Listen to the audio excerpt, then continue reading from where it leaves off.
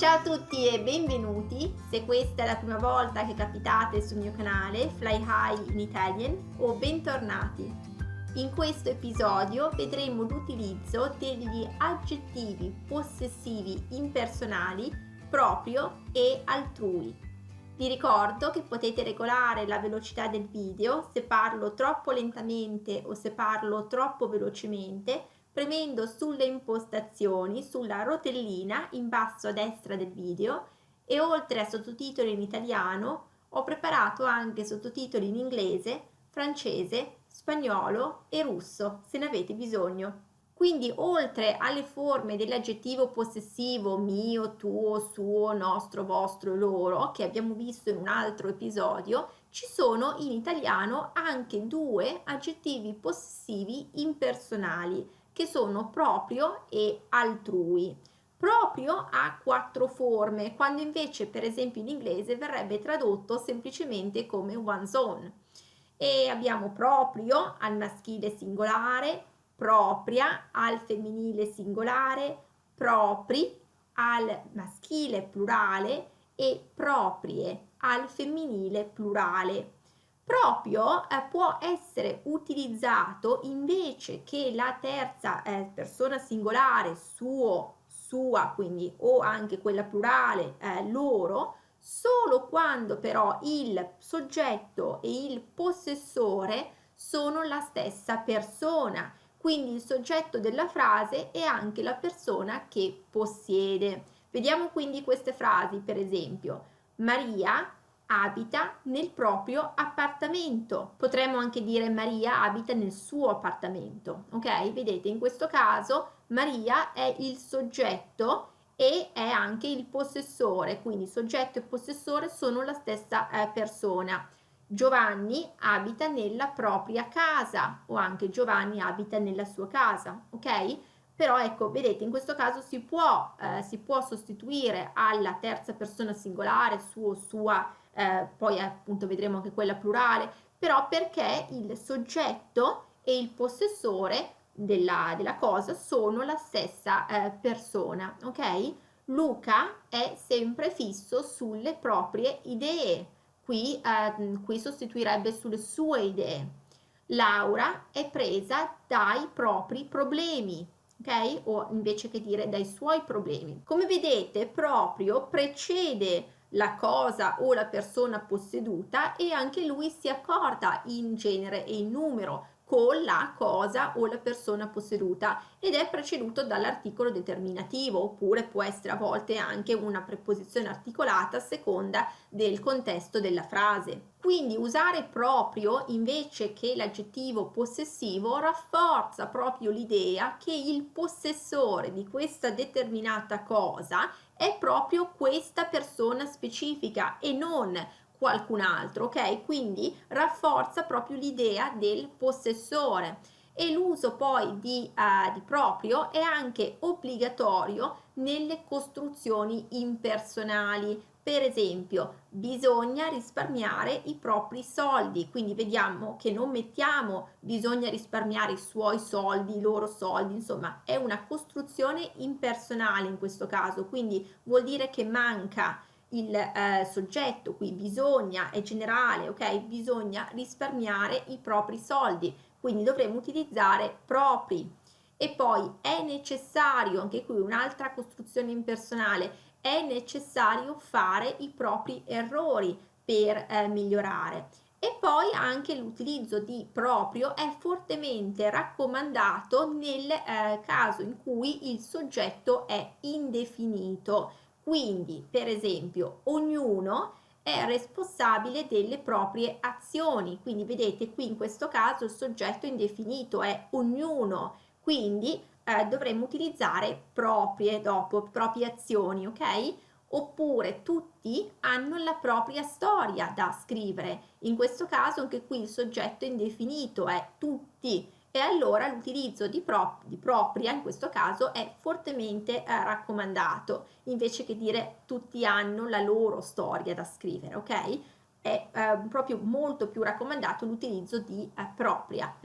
E poi un altro esempio, ciascuno è libero di esprimere il proprio pensiero. Ancora una volta, ciascuno è un soggetto indefinito e quindi l'utilizzo di proprio è raccomandato. Inoltre si raccomanda di utilizzare proprio, propria, propri e proprie invece che suo, sua e loro, quando l'uso di suo, sua e loro non indica chiaramente il possessore e quindi potrebbe creare confusione. Per esempio, vediamo queste due frasi.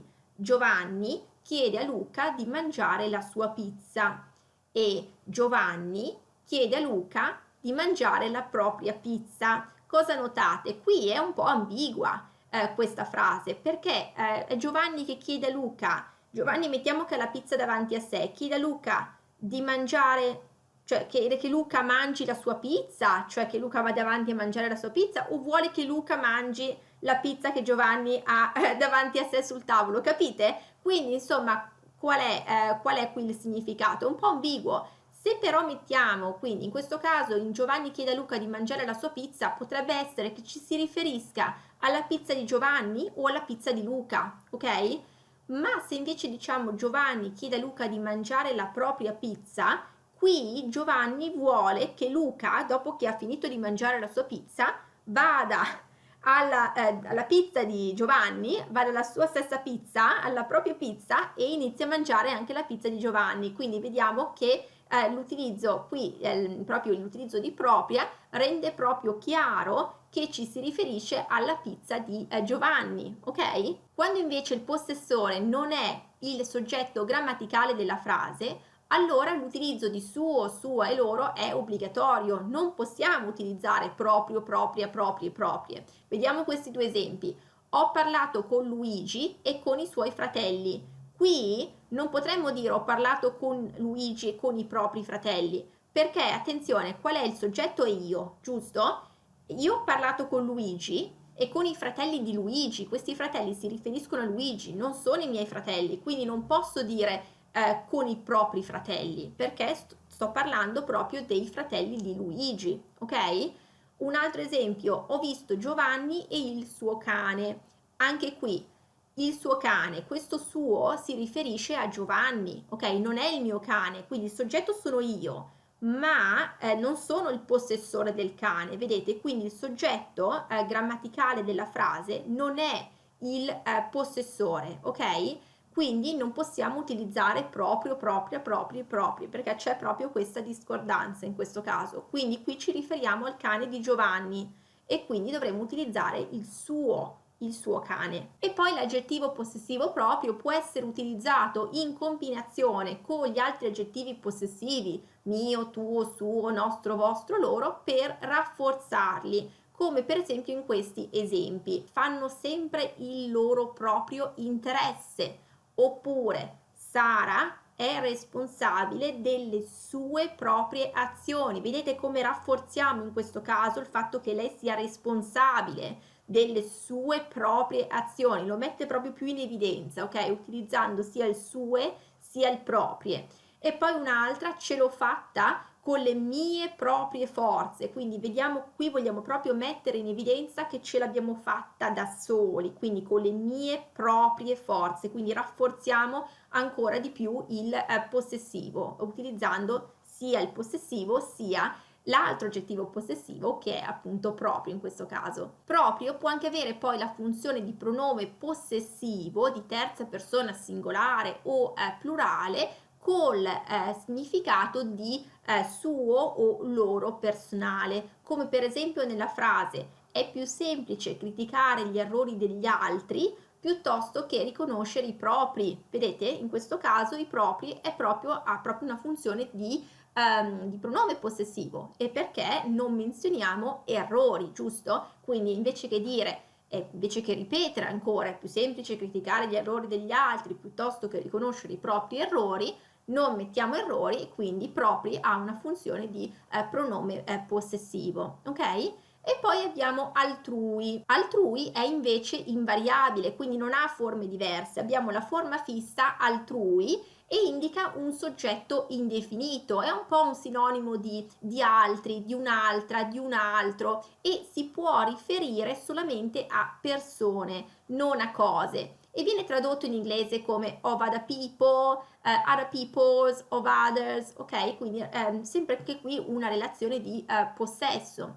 E altrui poi segue il nome, quindi non precede il nome, ma lo segue, proprio perché si utilizza con la stessa funzione della preposizione di altri, ok? Di un'altra, quindi di un altro, e per questo quindi segue il nome. Vi do qualche esempio: bisogna rispettare le opinioni altrui, quindi anche qui le opinioni degli altri, rimpiazzerebbe le opinioni degli altri, le opinioni delle altre persone. Oppure non si toccano le cose altrui, non si toccano le cose degli altri o di altri, ecco. Quindi questo appunto conclude la lezione per oggi. Spero che vi sia piaciuta e spero che l'abbiate trovata utile, e se sì, fatemi sapere nei commenti come l'avete trovata, e se il video vi è piaciuto mettete un like, così che mi aiutate a spargere la voce e a raggiungere più persone con questo contenuto, e considerate iscrivervi al canale e attivare la campanella delle notifiche per non perdere nessun nuovo episodio. Allora vi auguro una buona giornata, un buon proseguimento, continuate a seguirmi e alla prossima. Ciao ciao!